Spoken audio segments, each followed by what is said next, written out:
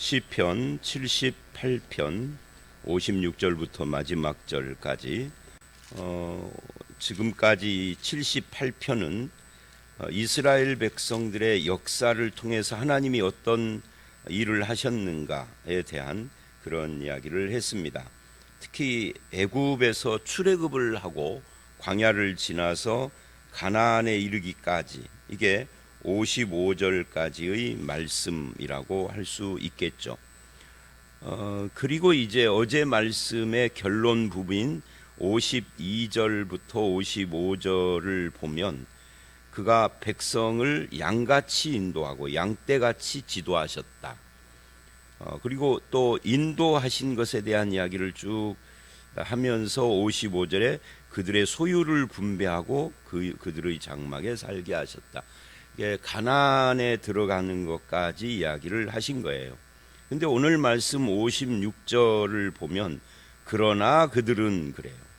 그러니까 하나님께서 저들을 구원하시고 인도하시고 공급하시고 그렇게 했지만 계속해서 저들은 반복해서 하나님을 배반하고 범죄하고 시험하고 그랬다 하는 것을 이야기를 하는 겁니다. 이게 78편에서 반복됐던 이야기입니다.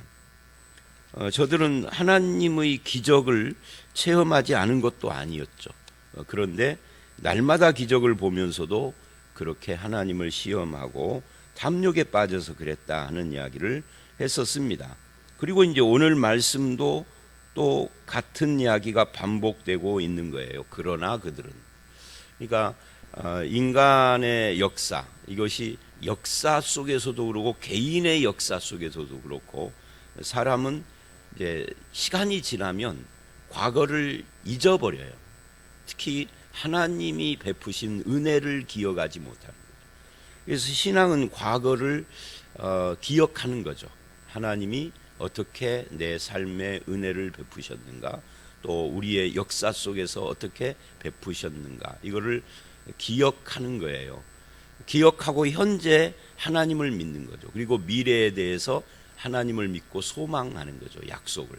이런 구조인데 지금 그러나 그들은 하면서 이스라엘이 계속 하나님을 배반하고 시험하고 그러는 이야기가 반복된다 하는 것을 보여주는 겁니다. 역사 속에서 하나님을 모르는 거죠. 하나님을 기억하지도 않고 배우지도 않는 그런 모습을 지금 이야기하고 있습니다. 그래서 그러나 그들은 지존하신 하나님을 시험하고 반항하여 그의 명령을 지키지 아니하고 그들의 조상같이 배반하고 거짓 행하며 속이는 화살같이 빗나가서, 이 표현들을 보세요. 시험했다, 반항했다, 지키지 않았다, 배반했다, 거짓을 행하고 빗나갔다. 이 빗나갔다라는, 속이는 활같이 빗나갔다 그러는데 이 표현이 참 재밌어요. 왜냐하면 죄라는 것도 하말티아, 빗나갔다 이거든요. 여기서의 빗나갔다는 것이 죄를 직접 죄라는 단어를 말하는 건 아니지만 그 의미가 같죠. 여기서는 활이 속이는 활같이 빗나갔다 그랬는데 죄도 그 화살이 빗나가는 것 같은 그런 것이다. 근데 그러면 제대로 가는 것은 뭐냐? 제대로 가는 것은 하나님의 말씀을 지키고 하나님과 함께 하는 것이죠. 그 뜻을, 그 명령을 따라 사는 것이에요. 이게 아담 때부터 그게 안 됐던 거죠. 아담에게 주신 명령, 다 먹어도 선악과는 먹지 말라. 거기서부터 시작해서 계속 빗나가는 거예요. 이게 죄의 모습이죠. 그러니까 이스라엘도 그랬다는 거죠. 근데 이스라엘의 이런 역사를 보면서 우리는 그러면 나은가? 우리도 같은 모습을 보일 때가 참 많이 있습니다. 그래서 우리의 신앙을 하나님 중심, 하나님의 말씀 중심, 그의 명령을 지키지 않고 배반하여 빗나갔다거든요. 그래서 하나님 중심, 말씀 중심, 이것이 확실해야 합니다. 옛날 우리 선배 목사님들은 신본주의 이런 표현을 썼습니다만은 그때는 이제 한문을 많이 쓰던 시대이라 하나님 중심이다 그런 이야기입니다. 신본주의, 인본주의, 신본주의 이랬죠. 그래서 이스라엘을 통하여서 우리가 지금 배우고 있는 거죠. 그 결과 어떤 일들이 일어나느냐면 하나님을 노엽게 하고 진노하게 하시는 겁니다. 근데 하나님을 어떤 식으로 노엽게 했느냐면 자기 산당들로 그의 노여움을 일으키며, 이 산당이라는 표현, 이게 이제 우상숭배입니다. 그러니까 이스라엘은 신명기에서 말하는 것처럼 중심 성전, 예루살렘에 있는 성전, 뭐 그때는 성전은 없었죠. 성막입니다. 실로에 있었어요. 이 실로에 있는 하나님의 성막을 중심으로 한 신앙생활입니다. 근데 이 하나님의 성막에 하나님이 임재하신 상징이거든요. 하나님이 그들 가운데 있다 이거예요. 그러니까 하나님 중심을 어떻게 표현을 하느냐면 성막 중심으로 표현을 하는 겁니다. 그러니까 오늘 우리들도 내가 하나님과 함께 동행하는 삶을 살고 내 삶의 근본이고 기초는 하나님이다. 이걸 뭘로 보여줄 수 있어요? 교회 중심, 교회를 중심으로 해서 우리의 모든 신앙생활이 이루어지잖아요. 근데 교회는 1년이 가야 한 번도 얼굴도 내밀지 않는데 나는 하나님을 믿어. 그럼 그거 어떻게 증명되는 거예요? 증명되지 않는 거죠. 이 이스라엘도 실로에 있는 성막, 나중에는 이제 예루살렘 성전이 되겠죠. 를 중심으로 하나님의 말씀을 순종하고 이래야 되는데 저들은 자기 산당들로 이제 편리하게 내가 사는 곳에서 가까운 산에 산당이 있고 거기에서, 근데 이 산당이 다 우상숭배 장소라는 거예요. 그래서 하나님은 산당을 용인하지 않아요. 뭐 각자 알아서 자기 처소 가까운 데서 하면 되지 않는가? 뭐 집에서 예배하니까 괜찮아요. 그런 물론 이제 코로나 같은 이런 시국에는 할 수 없는 상황인데 그게 사실 장기화되고 굳어져 버리면 문제가 되는 거죠. 그런 의미에서 이스라엘이 이 산당들로 그의 노여움을 일으켰다 하는 표현은 굉장히 우리에게 주는 교훈과 도전이 있습니다. 그들의 조각한 우상들로, 그러니까 하나님이 하라는 대로 하지 않다 보니까 이제 조각한 우상들도 등장을 하고 이렇게 된 겁니다. 가나안 땅에 정착한 이후의 그들의 삶이에요. 그래서 이제 사무엘 상하를 지나서 열왕기서에 들어가면, 열왕기 역대기서를 보면 이 산당 우상 이런 것들이 굉장히 많이 등장. 이게 믿음이 좋은 왕들이 나타납니다. 가끔씩. 그런데 그들의 생애를 평가할 때 마무리를 하면서 이렇게 말을 해요.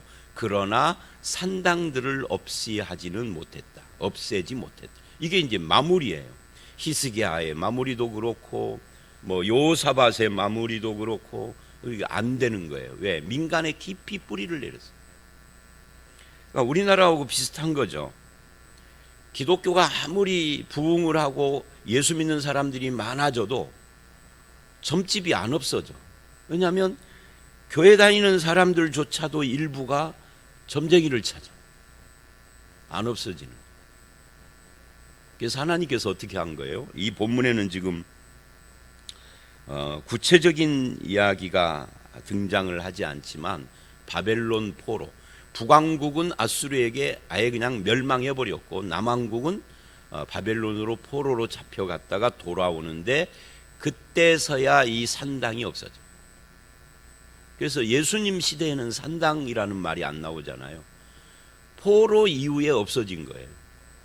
그러니까 이게 참 안타까운 일이죠. 나라가 멸망하지 않고는 안 변했던 거니까. 그만큼 이 민간 신앙이라는 것이 뿌리가 깊습니다. 교회를 다니도 점을 치니까. 물론 통계상 20% 30%라고는 하지만 교인 3명 중에 1명이 점친다는 이야기잖아요. 이게 비극이에요. 이게 말씀을 그냥 흘려듣는 거죠. 신명기를 보면 점을 치는 자, 우상숭배하는 자, 무당 이런 사람 돌로 쳐 죽이라고 하고, 지금은 현대 뭐 인권, 민주 이런 시대라 또는 법치가 있기 때문에 그렇게 할 수 없지만 성경의 하나님의 뜻은 명확해요. 아니다라는 것에 대해서, 그 심판의 대상이라는 것에 대해서. 이 가운데 새벽기도 나오는 분들은 그런 분이 없겠죠.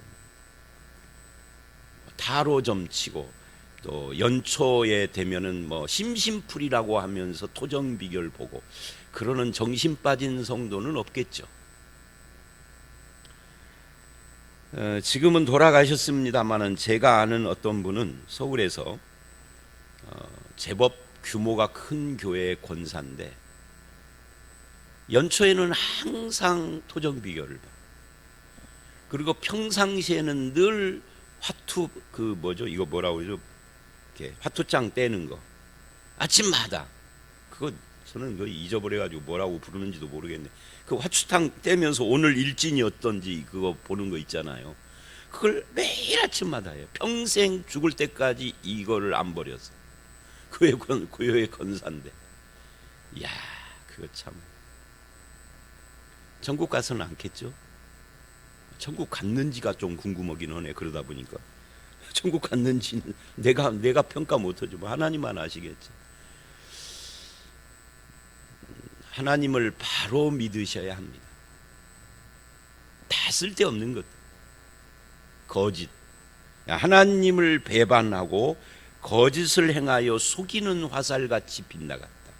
그것이 산당들에서 노여움을 일으키고 조각한 우상으로 진노한 것이다 라고 말씀을 합니다.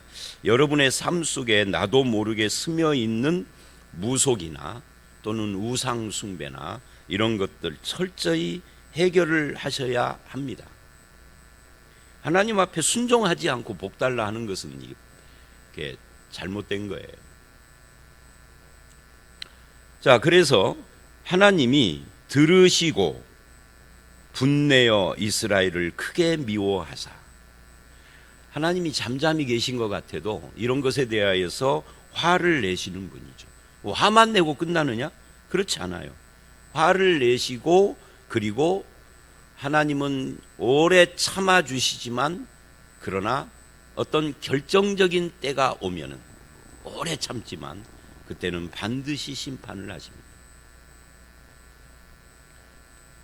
그들을 크게 미워하사 사람 가운데 세운 장막 곧 실로의 성막을 떠나시고, 이 떠나셨다, 이 실로라는 곳에 그 예루살렘의 성전을 예루살렘의 성막을 안치할 때까지 이 실로에서 성막을 실로에 두고 거기에 하나님이 임재하시는 상징이었죠. 그러니까 실로의 성막이 있었다 이 말은 하나님이 우리들과 함께 하고 계신다 이걸 보여주는 거예요. 근데 그 성막을 떠났다 이 말은 내가 이스라엘을 버렸다 그 말이죠. 오늘날 교회도 마찬가지입니다. 교회 건물을 아무리 화려하게 크게 지어놔도 그리고 그 안에 성도들이 꽉꽉 찬다 해도 하나님이 계시지 않으면 그냥 종교 동아리일 뿐이에요. 아무 의미가 없는 거죠. 10명이 모여도 하나님이 함께하는 것이 참 교회죠.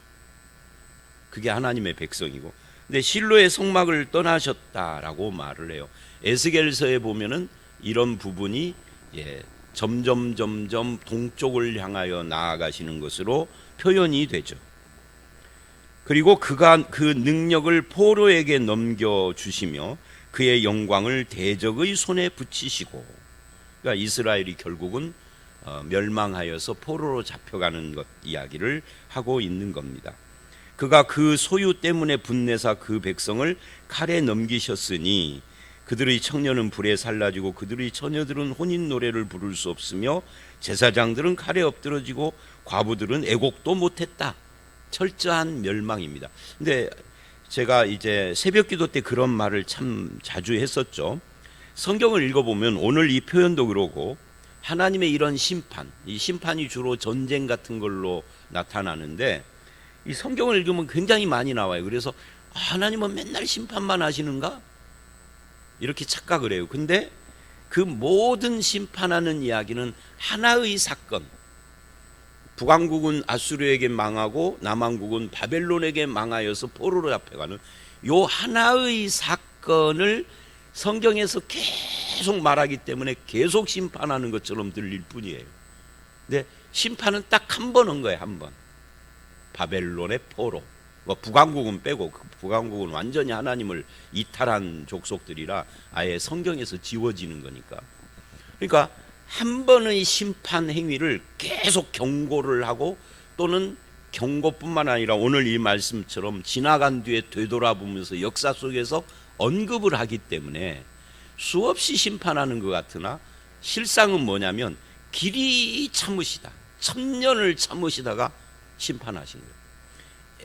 이 BC 서기 전 1500년대에 출애굽을 했어요. 물론 학자들은 의견이 둘로 갈리지만 일단 정통 학설이 그겁니다. 1500년대에 출애굽을 했어요. 그리고 BC 500년대에 멸망해서 포로로 잡혀갔어요. 그러니까 하나님이 1000년을 참으시고,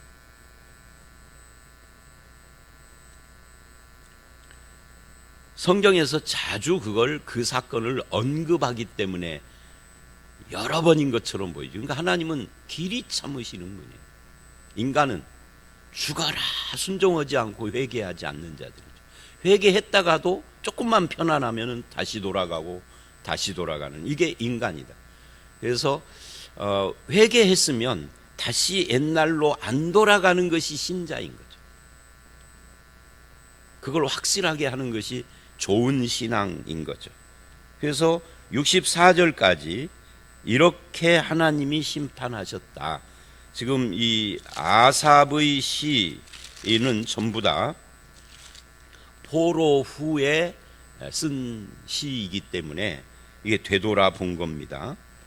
그리고 이제 65절 그때에 이제 그렇게 해서 심판을 다 하시고 저들의 끈질긴 우상 숭배와 불순종을 이제 척결을 하신 거죠. 스스로 회개하면은 이렇게 심판할 필요가 없는데 스스로 회개할 힘이 없었어요. 열왕기서 역대기를 보면 신앙이 정말 좋은 왕들이 가끔씩 종교 개혁을 했지만 그 왕이 죽고 나면은 다시 옛날로 돌아가고 계속 그러는 거예요. 그나마 북왕국은 아예 신앙 좋은 왕이 한 명도 없었고 남왕국은 간간히 있었지만 도루묵이 되고 계속. 그래서 나중에는 요시야 때는, 요시야가 이제 가장 신앙이 좋은 왕이었는데 하나님이 요시야를 30대에 일찍 데려가십니다. 왜? 심판의 꼴을 안 보게 하려고. 성경에서 그렇게 언급을 하는 겁니다. 그러니까 아버지 요시야가 신앙이 좋았는데 죽고 나니까 그 자식들이 나라를 완전히 말아먹는 거예요. 아버지하고는 정반대로. 그렇게 해서 멸망을 하죠. 자, 그때에 그렇게 해서 이제 심판이 끝난 뒤에 주께서 잠에서 깨어난 것처럼 포도주를 마시고 고함 치는 용사처럼 일어나사 이제 하나님이 역사를 하셨다는 거죠. 그의 대적들을 쳐서 물리쳐서 영원히 그들에게 욕되게 하셨도다. 하나님이 역사하셨다. 하나님은 하나님이 택한 백성들을 영원히 버리시는 법은 없는 거죠. 자기들이 회개하고 돌이키고 삶을 정결케 하지 못하니까 하나님이 이렇게 해서 하신 거예요. 하나님이. 그리고 잠에서 깬 것처럼 용사처럼 일어나서 대적을 물리치고 이스라엘을 해방시키시는 거예요. 근데 여기에 중요한 표현을 하죠. 67절 68절 요셉의 장막을 버리시며 에브라임 지파를 택하지 아니하시고. 참 안타까운 이야기입니다. 이스라엘이 민족으로 발돋움하는데 지대한 공을 한 사람이 요셉입니다. 창세기에서 그것이 출애굽기 앞부분으로 이어지잖아요. 요셉 시대에 이 이스라엘이 애굽으로 갔고 자식이 하나도 없던 아브라함의 자손이 70명을 이루고 그 애굽에서 200만이 됐어요. 엄청난 거죠. 그게 다 요셉하고 관계예요. 요셉이 죽을 때는 정말 본이 되는 죽음으로 우리에게 신앙인은 이렇게 죽는다는 것을 창세기 50장 마지막 부분에서 보여줘요. 근데 그 자손들은 전에도 언급한 것처럼 구약의 역사를 보면 요셉의 자손이 므낫세와 에브라임인데, 얘네들은 이스라엘 역사 속에서 가장 골치 아픈 짓을, 망나니 짓, 청개구리 같은 짓을 계속 자기 조상과 다른 거죠. 그래서 하나님이 결국은 요셉의 장막이라는 게 집입니다. 요셉의 가문을 버리셨다. 에브라임 지파, 이게 요셉의 아들이니까 똑같은 이야기입니다. 택하지 않았다. 버림받은 것. 이 에브라임의 선동에 의하여서 함께 따라간 10지파, 그러니까 12지파 중에서 10지파가 하나님으로부터 이탈된 거예요. 그러나 오직 68절 유다지파와 그가 사랑하시는 시온산을 택하시며, 유다와 베냐민이죠. 유다와 베냐민, 그리고 유다에 속한 제사장들, 그리고 이제 에스라서나 이런 데를 보면 참 재미있는 것이 뭐 솔로몬의 종 신하들 또는 뭐 느디님 사람들, 이들은 이방인 출신들이거든. 이런 사람들, 기브온 사람들, 가나안 족속 중에 이스라엘로 돌아온 이방인들이, 이들이 이제 하나님의 백성이 돼서 함께 포로에서 돌아와요. 그러니까 오늘날의 유대인들은 또 2000년 유랑을 하다가 1947년인가 8년에 독립을 했습니다마는, 그들은 이제 2000년 동안 피가 많이 섞였지만 그들의 원뿌리는 이스라엘의 12지파에 있는 것이 아니라 돌아온 유다, 베냐민, 솔로몬의 신하 그 종들, 이게 다 이제 이방인들입니다. 느디님 사람, 기브온 사람, 이방인들, 이들이 섞여 가지고 오늘날의 유대인의 원뿌리가 된 거예요. 그래서 이스라엘이라고 하지 않고 유대인이라고 그래요. 민족적으로는, 국가적으로는 이스라엘이라고 하지만, 물론 그나마 예수님 오신 뒤에는 이제 택한 민족으로서 이 사명이 끝나서 이제는 뭐 똑같은 다른 나라와 똑같이 됐습니다만은, 지금 그 이야기입니다. 유다 지파와 그가 사랑하는 시온산을 택하. 시온산은 예루살렘입니다. 10지파들이 왜 그렇게 됐느냐 하는 거예요. 결국은 오늘 말씀한 그 모든 것, 하나님을 시험하고 반항하고 지키지 않고 배반하고 거짓을 행하여 빗나가고 노여움과 진노를 사서 결국은 하나님이 그들을 떠났다. 그리고 포로에서 돌아올 때 그 요셉 지파는 제외하고 라고 지금 말을, 조상과 같지 않는 자손들, 이게 이제 오늘 우리를 참 안타깝게 하고 또 우리를 돌아보죠. 부모와 같지 않는 자녀의 신앙, 억지로 교회를 오기는 오는데 마음속에는 하나님에 대한 관심이 하나도 없는, 그래서 뭐 와서도 스마트폰 보고 앉아있는. 그러면 그들이 결혼해서 낳은 자식은 기독교인이 아닐 가능성이 많습니다. 자, 이 안타까운 현실이 우리의 가정이나 우리 삶에서는 반복되지 않아야 합니다. 어떻게 할 것인가요? 그의 69절, 그의 성소를 산의 높음 같이 영원히 두신 땅같이 지으셨도다. 이제 회복했다는 거죠. 자, 이제 마무리입니다. 70절, 그의 종 다윗을 택하시되 양의 우리에서 취하시며, 다윗, 그러니까 다윗 이야기는 옛날 이야기인데 지금 마무리를 하면서 다윗을 다시 소환시킨 겁니다. 왜 유다 지파냐 할 때 이게 유다 지파가 다윗이거든요. 그래서 다윗을 택하시고 양의 우리에서 취하시며 젖양을 지키는 중에서, 그러니까 목동 생활하던 다윗을 택하신 하나님 이야기입니다.